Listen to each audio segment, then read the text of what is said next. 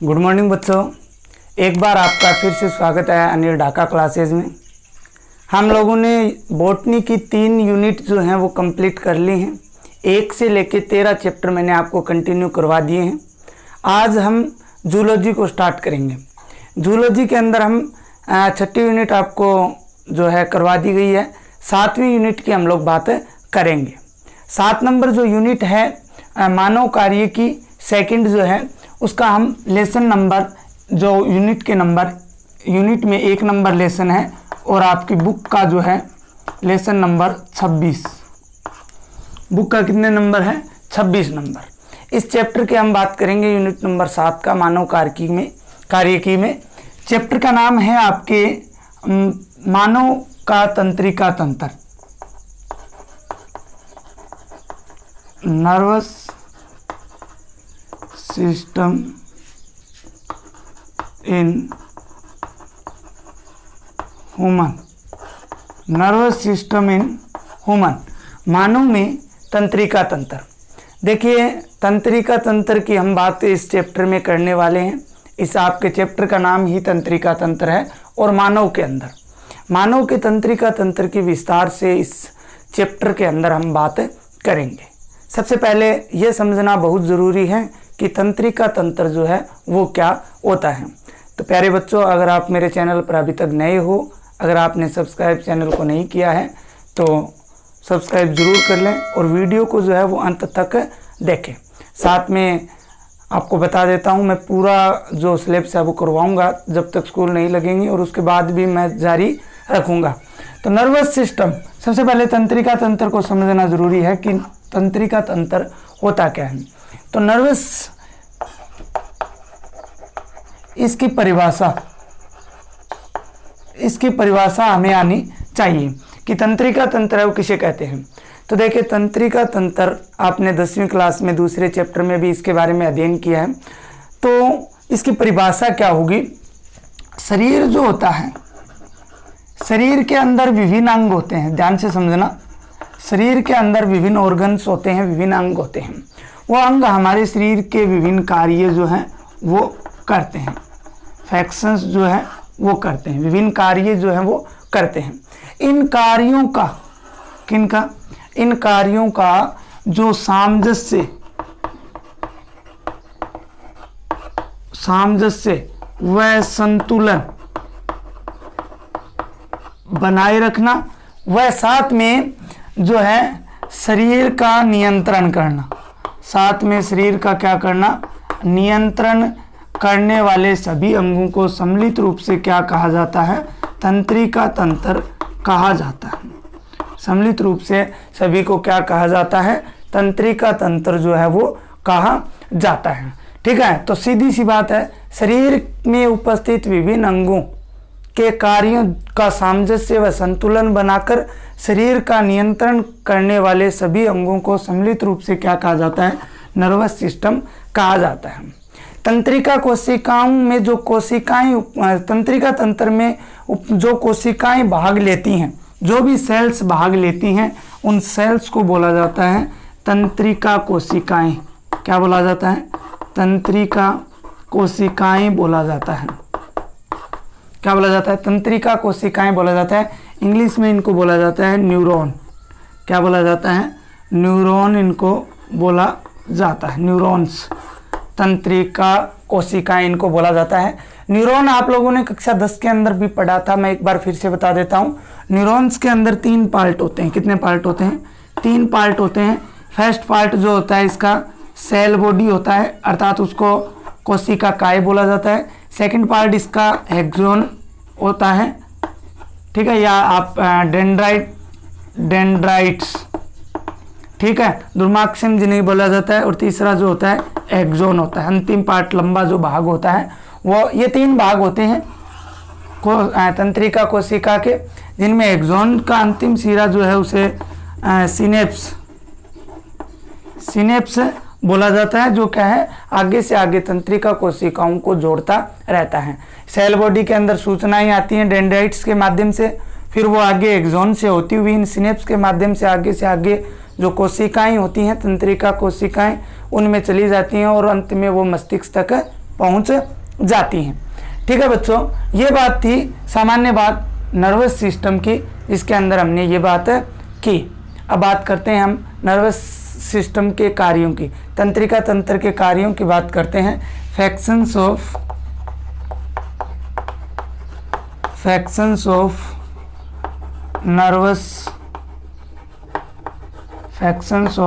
Nervous system. ठीक है, इसके कार्यों की बात करते हैं। कार्य क्या होते हैं? देखिए, मुख्य 4 कार्य मैं आपको बताने वाला हूं जो आपकी बुक में दिए हुए हैं। सबसे पहला जो कार्य है वो ये है कि तंत्रिका तंत्र के माध्यम से पूरे शरीर का संतुलन या शरीर का नियंत्रण किया जाता है। शरीर का क्या किया जाता है? नियंत्रण किया जाता है। कंट्रोल ऑफ बॉडी जो है करता है। शरीर के विभिन्न अंगों द्वारा जो कार्य होते हैं उनका सामंजस्य और संतुलन ये क्या करता है? बनाए रखता है। 2 नंबर बात करते हैं तो 2 नंबर जो है ये ऐच्छिक क्रियाओं का, शरीर के अंदर ऐच्छिक क्रियाओं का जो है नियंत्रण करता है। ऐच्छिक क्रियाओं का क्या करता है? नियंत्रण करता है। जैसे खेलना है, दौड़ना है, खेलना है, दौड़ना है। ठीक है, जो भी कार्य ऐच्छिक हम हमारी इच्छा अनुसार करते हैं उनका क्या करता है? ये नियंत्रण करता है। इसके बाद में 3 नंबर अगर हम बात करें तो अनैच्छिक क्रियाओं का नियंत्रण भी इसी के माध्यम से होता है। किसका? अनैच्छिक क्रियाओं का नियंत्रण भी इसी के माध्यम से होता है। अनैच्छिक क्रियाओं का मतलब जैसे हार्ट बीट है, क्या है? हार्ट बीट है। ठीक है, और ब्लड प्रेशर है, बीपी है। इसके अलावा जो एंडोक्राइन ग्लैंड्स द्वारा जो स्राव होते हैं जिन्हें हम हार्मोन्स कहते हैं, ठीक है, उन सब का नियंत्रण जो है वो इसी के द्वारा होता है। एक और बता देता हूँ 4 नंबर आपको। 4 नंबर ये है कि तंत्रिका तंत्र जो है वो शरीर को बाहरी घटनाओं का ज्ञान करवाता है। बाहरी वातावरण में होने वाली जो सूचनाएं हैं उनको शरीर के अंदर पहुंचाता है। बाहरी घटनाओं को सूचित करवाता है। ठीक है, तो ये क्या हो गए? नर्वस सिस्टम के कार्य हो गए हैं। तो नर्वस सिस्टम की हमने परिभाषा की बात की, तंत्रिका कोशिका के बारे में थोड़ा सा जाना क्या होती हैं। इसके अलावा हमने किसकी बात की? इसके फंक्शंस की बात की। अब हम बात करेंगे तंत्रिका तंत्र के प्रकार की, कि तंत्रिका तंत्र कितने प्रकार का होता है और तंत्रिका तंत्र जो है किन किन भागों में बंटा हुआ होता है। उससे पहले आप लोग ध्यान दीजिए, नीचे स्क्रीन पे एक आपको लिंक दिखाई दे रही है, एक फ़ोटो दिखाई दे रही है, वो ये है कि मैंने नर्वस सिस्टम पर पहले भी वीडियो बनाया है। ठीक है, और नर्वस सिस्टम के अंदर ये वीडियो जो है बहुत ही शानदार मैंने शॉर्ट तरीके से बनाया है, जिससे आपका नंबर कहीं भी नहीं काटा जा सकता। तो आप लोग वो भी देख सकते हो। इस वीडियो के अंदर भी हम नर्वस सिस्टम के प्रकारों के बारे में अध्ययन करेंगे। देखिए, तो बात करते हैं types of nervous system. Types of nervous system की बात करते हैं। ठीक है, तंत्रिका तंत्र के प्रकारों की हम लोग बात करते हैं। देखिए, तंत्रिका तंत्र जो है वो मुख्य रूप से 3 प्रकार का होता है। कितने प्रकार होते हैं? 3 टाइप्स इसके होते हैं। 3 प्रकार होते हैं। तीनों प्रकारों की हम सबसे पहले टेबल बनाकर इसको समझेंगे कौन कौन से होते हैं और उनके अंदर हमें क्या क्या जो है वो पढ़ना है। आपके चैप्टर में क्या क्या दे रखा है वो मैं आपको बताऊंगा। तो देखिए, सबसे पहले नर्वस सिस्टम की टेबल बनाकर हम लोग बात कर लेते हैं। नर्वस सिस्टम, ठीक है, टेबल बनाएंगे तो 3 प्रकार का होता है। मुख्य कितने प्रकार का होता है? 3 प्रकार का होता है। फर्स्ट जो होता है वो होता है केंद्रीय तंत्रिका तंत्र। कौन सा होता है? केंद्रीय तंत्रिका तंत्र, या इंग्लिश में इसको बोला जाता है सेंट्रल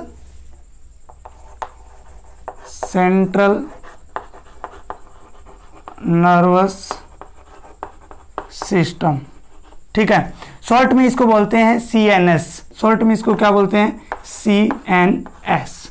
शॉर्ट में इसको बोला जाता है CNS। दूसरा होता है प्यारे बच्चों पेरीफेरल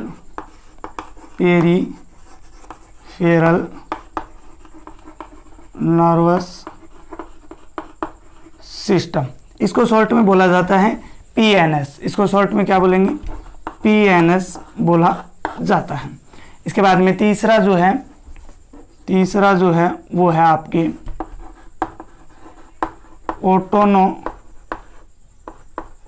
ऑटोनोमस नर्वस सिस्टम, इसको शॉर्ट में बोला जाता है ANS। क्या बोला जाता है? ANS बोला जाता है।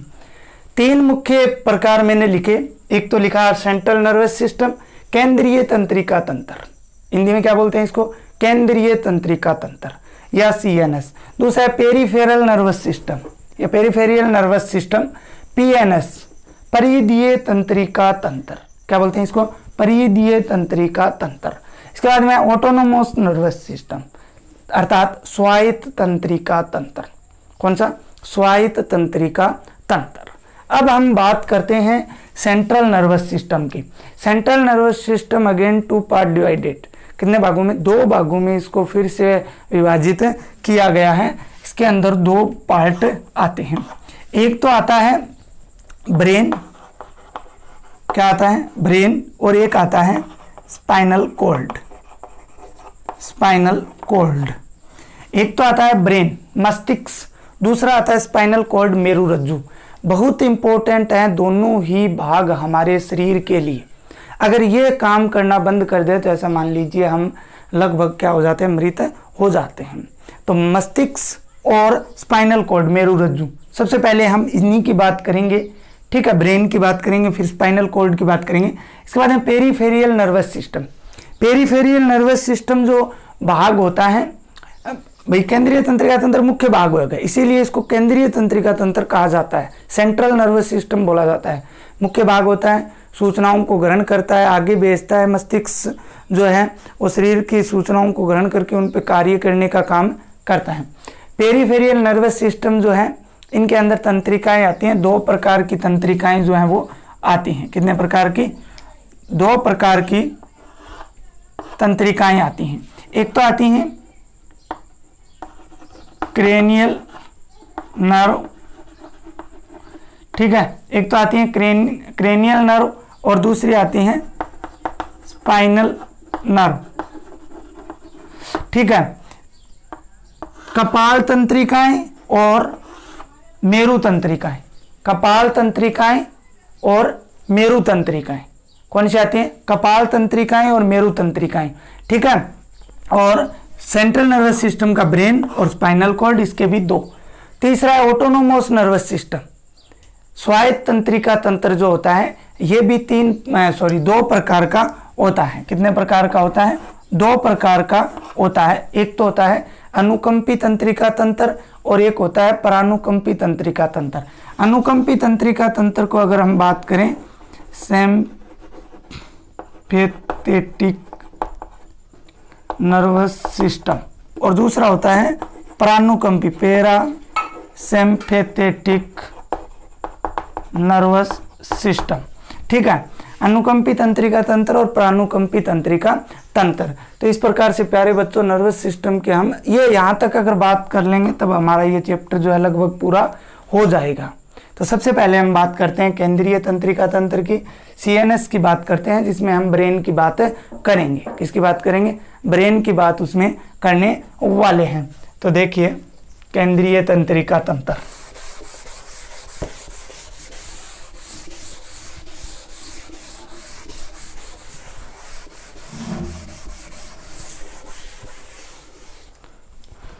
सबसे पहले बात करते हैं central nervous system. Central nervous system, central nervous system में हम बात करेंगे ब्रेन की। किसकी बात करेंगे? ब्रेन की बात हम लोग करने वाले हैं कि मस्तिष्क जो है वो क्या होता है। तो बता देता हूँ आपको, मैंने मस्तिष्क पे भी पहले एक टॉपिक बनाया है पूरा, जो आपको वीडियो अभी जो लिंक आपको स्क्रीन पे दिखाई दे रही है, फोटो आपको दिखाई दे रही है, तो आप human brain bye Anil Dhaka लगाकर उसको सर्च जो है वो यूट्यूब पर कर सकते हो, वो भी देख सकते हो। यहाँ पे हम विस्तार से इसकी जो है बात करने, ब्रेन की बात करते हैं, मस्तिष्क की बात करते हैं, इसके टाइप्स की भी हम बात करेंगे लेकिन वो बाद में। सबसे पहले इसके बारे में जानेंगे ये क्या होता है। मैंने पहले बोर्ड पे लिख दिया इसको क्योंकि समय कम लगे, वरना बहुत समय लगता है चैप्टर को पूरा करने में। तो देखिए सबसे पहले हम बात करते हैं ब्रेन की। तो ब्रेन जो होता है वो कोमल अंग होता है, शरीर का क्या है, सबसे कोमल अंग होता है। और ये जो है करोटी जो होती है, खोपड़ी जो होती है उसके कपाल में सुरक्षित रहता है। करोटी जो होती है उसके किस में सुरक्षित रहता है, कपाल के अंदर। क्रेनियल जो होता है, क्रेनियल जो होता है उसके अंदर ये क्या रहता है, सुरक्षित रहता है।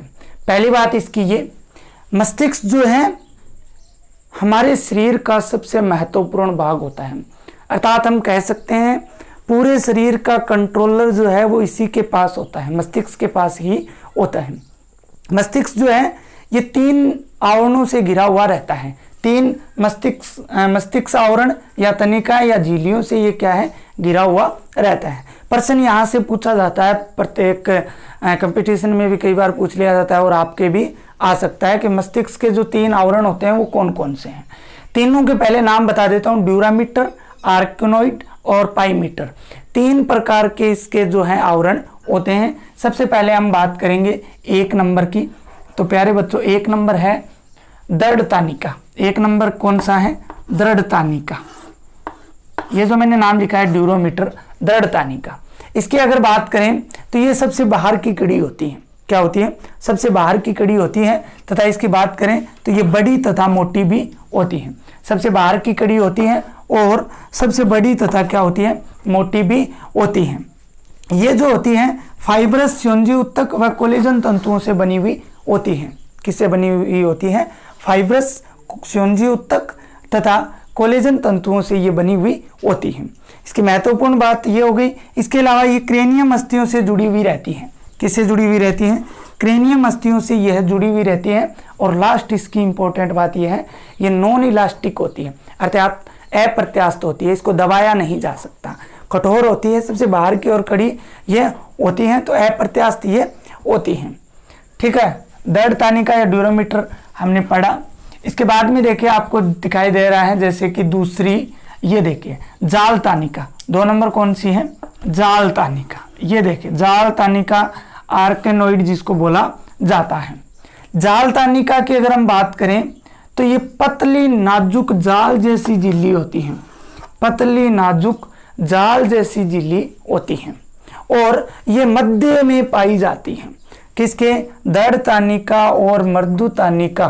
दृढ़ का मतलब कठोर और मृदु मतलब बिल्कुल कोमल, उनके बीच में ये जाल तानिका पाई जाती है। जाल जैसी संरचना, पतली नाजुक जाल जैसी संरचना होती है, इसलिए इसको क्या बोला जाता है, जाल तानिका बोला जाता है। ये जो होती है कोमल कोलेजन तंतुओं व इलास्टिक तंतुओं से बनी हुई होती है। कोमल कोलेजन तंतुओं और इलास्टिक तंतुओं से, अर्थात उनसे मिलकर एक जाल जैसी संरचना बनती है, इसलिए इसे जाल तानिका बोला जाता है। इसके बाद में प्यारे बच्चों 3 नंबर है सबसे भीतरी, जो सबसे भीतर की ओर है वो है आपकी मृदु तानिका। कौन सी, मृदु तानिका, ये पाईमीटर। ठीक है, इसकी बात करते हैं मृदु तानिका की। तो ये कोमल होती है, नाम से ही पता चल रहा है, तो सबसे भीतर की ओर होती है और ये सैहनी युक्त होती है। सबसे भीतर की ओर ये स्थित होती है। मान लीजिए ये 3 आवरण है, 1 2 3। तो इनमें 3 में हमने सबसे पहले जो बात की वो दृढ़ तानिका की कर ली, ड्यूरोमीटर की जो है वो बात कर ली, इसके बाद में ये आर्किनोइड की जो है बात कर ली, और ये सबसे भीतर की ओर। ठीक है, तो भीतर की ओर जो है वो कौन सी है, पाईमीटर जो है वो होती है। इसके अलावा इसकी बात करें तो ये पतली मुलायम और पारदर्शी होती है। पतली मुलायम और क्या होती है, पारदर्शी होती है। तो ये था मस्तिष्क के आवरण। 3 आवरण जो हैं, तानिकाएं या झिल्लियां जो होती हैं वो 3 होती हैं, जो इस प्रकार से आपके सामने हैं, जिनके बारे में मैंने अभी आपको बताया। तो ये इम्पोर्टेंट है, इसका भी ध्यान आपको रखना है। अब हम कुछ महत्वपूर्ण बातें जो हैं, 1-2 बातें उनकी बात करते हैं। ड्यूरल कैविटी की सबड्यूरल गुहा जो होती है, इसका मतलब क्या है, जो ड्यूरामीटर दृढ़ तानिका और जो जाल तानिका होती हैं उनके मध्य में जो स्थान होता है, हमने 3 पढ़ी थी। ठीक है, एक तो पढ़ी थी हमने ड्यूरामीटर, एक हमने पढ़ी थी आर्केनोइड और एक हमने पढ़ी थी पाईमीटर। ठीक है, इस डी और ए, ड्यूरामीटर और आर्केनोइड के बीच की जो जगह होती है, ये जो जगह आपको दिखाई दे रही है, इस गुहा को क्या बोला जाता है, इस गुहा को सबड्यूरल गुहा बोला जाता है। क्या बोला जाता है, सब ड्यूरल कैविटी जो है वो बोला जाता है। इसके बाद में एक है सब आर्किनोइड कैविटी। तो ये ए अर्थात आर्किनोइड अर्थात जाल तानिका और जो पी पाइमेटर जो है मृदु तानिका, इनके बीच की जो ये जगह होती है इसको क्या बोला जाता है? सब आर्किनोइड बोला जाता है। सब आर्किनोइड कैविटी जो है वो बोला जाता है। इन गुहाओं सब ड्यूरल एंड सब आर्किनोइड कैविटी, इनके अंदर क्या है? दर भरा रहता है। क्या भरा रहता है? दर भरा रहता है। उस दर को बोला जाता है परमस्तिष्क मेरुदरो। उसको क्या बोला जाता है? परमस्तिष्क मेरुदरो बोला जाता है। परमस्तिष्क मेरुदरो होता है ये क्षारीय दर होता है। कैसा? क्षारीय, अर्थात इसका पीएच मान है वो 7 से अधिक होता है। यह मस्तिष्क की क्या करता है? बाहरी चोटों या आघातों से सुरक्षा करता है। मस्तिष्क की बाहरी चोटों या सुरक्षा से क्या करता है? जो सुरक्षा है वो करता है। इसकी बात हम फ्रैक्शन के अंदर भी करेंगे। ये जो होता है ना, कैसे बनता है? जो मृदु तानिका होती है, पाइमेटर जो होता है, उसके अंदर रक्त जालिकाएं पाई जाती हैं। क्या पाई जाती हैं? रक्त जालिकाएं पाई जाती हैं। और इन रक्त जालिकाओं से क्या होता है? लसिका के समान, किसके समान? लसिका के समान दर स्रावित होता है। ये देखिए दर स्रावित होता है, जो लास्ट में छनकर किसका निर्माण करता है? परमस्तिष्क मेरुदरों का निर्माण करता है। इस परमस्तिष्क मेरुदर होता है, ये क्षारीय पदार्थ होता है, आपको बता दिया मैंने, दरो होता है। इसके अंदर प्रोटीन, ग्लूकोज, यूरिया, क्या कहें? प्रोटीन, ग्लूकोज, यूरिया, कुछ मात्रा में सूक्ष्म मात्रा में यूरिक अम्ल। इसके अलावा अगर हम बात करें सोडियम, पोटेशियम, कैल्शियम के बाइकार्बोनेट्स, ठीक है, यूरोकार्बोनेट्स, बहुत सारे इस प्रकार के जो हैं पदार्थ इसके अंदर पाए जाते हैं। प्रोटीन है, ग्लूकोज है, यूरिया है, यूरिक अम्ल है। इसके अलावा सोडियम, पोटेशियम, कैल्शियम के बाइकार्बोनेट्स जो हैं वो इसके अंदर उपस्थित रहते हैं। इसकी अगर हम बात करें एक बिल्कुल फिट मैन के अंदर बात करें, फिट वुमन के अंदर अगर बात करें, स्वस्थ मनुष्य के अंदर अगर हम बात करें तो इसकी मात्रा जो है 150 मिली होती है। कितनी होती है? 150 मिली होती है या मिलीलीटर होती है। ये जो है आगे से पीछे की ओर बहता है। कैसे बहता है? आगे से पीछे की ओर बहता है, अर्थात सब आर्किनोइड कैविटी से होता हुआ ये ड्यूरोमीटर में जाता है। ये सब आर्किनोइड जो है इससे होता हुआ ये इसमें चला जाएगा। किसमें? जो ये ड्यूरोमीटर है इसके अंदर ये चला जाएगा। यहाँ से क्या होगा? ये आगे रुधिर वाहिनिकाओं द्वारा, किसके द्वारा? रुधिर वाहिनियों द्वारा आगे किसमें प्रवेश कर जाता है? रक्त के अंदर प्रवेश कर जाता है। ठीक है, अब इसके कार्यों की बात करते हैं, फैक्शंस की बात करते हैं। इसके कार्य जो हैं, सबसे इम्पोर्टेंट कार्य इसका ये है, ये बाहरी आघातों से सुरक्षा करता है, मस्तिष्क के बाहरी चोटों से सुरक्षा करता है। इसके अलावा ये मस्तिष्क और जो रक्त है उनके मध्य पोषक पदार्थों के आदान प्रदान का कार्य भी करता है। क्या करता है? मस्तिष्क और रक्त के मध्य पोषक पदार्थों के आदान प्रदान का कार्य करता है। इसके अलावा O2 एंड CO2 का एक्सचेंज भी करता है, उनका गैसों का भी क्या करता है? ये विनिमय करता है। ठीक है, O2 और CO2 का एक्सचेंज भी ये करता है। इसके अलावा ये हानिकारक रोगाणुओं से भी मस्तिष्क की क्या करता है? सुरक्षा करता है। हानिकारक रोगाणु जो हैं वो उसमें प्रवेश ना कर जाएं, उनसे भी इसकी सुरक्षा जो है परमस्तिष्क मेरुदरो करता है। कई बार प्रश्न आया हुआ है परमस्तिष्क मेरुदरो क्या है, इसके कार्य बताइए। अब देखिए, अगर शरीर के अंदर इसकी परमस्तिष्क मेरुदरो की मात्रा अगर अधिक हो जाती है, क्या हो जाती है? अगर अधिक हो जाती है तो एक रोग हो जाता है जिसका नाम है मस्तिष्क आवरण शोथ। कई बार पूछा हुआ है, मस्तिष्क आवरण शोथ रोग हो जाता है। ये रोग, इसको क्या बोलते हैं? मेनिंगिटिस भी इसको बोला जाता है, जो परमस्तिष्क मेरुदरो की अधिक मात्रा होने के कारण होता है। ठीक है, ये बीमारी जो है वो हो जाती है। तो प्यारे बच्चों, आज के लिए इतना ही। इसके बाद हम कल वाले टॉपिक में ब्रेन पूरा पढ़ेंगे। टाइप्स ऑफ ब्रेन, ब्रेन को 3 भागों में डिवाइड किया गया है, fore brain, mid brain and hind brain. ठीक है, फोर ब्रेन को फिर से 3 भागों में, इसी प्रकार मिड ब्रेन, उसके बाद में जो है आपका हिंड ब्रेन है उसको भी 3 भागों में डिवाइड किया गया है। उन सब की बात हम कल वाले वीडियो के अंदर विस्तार से करेंगे।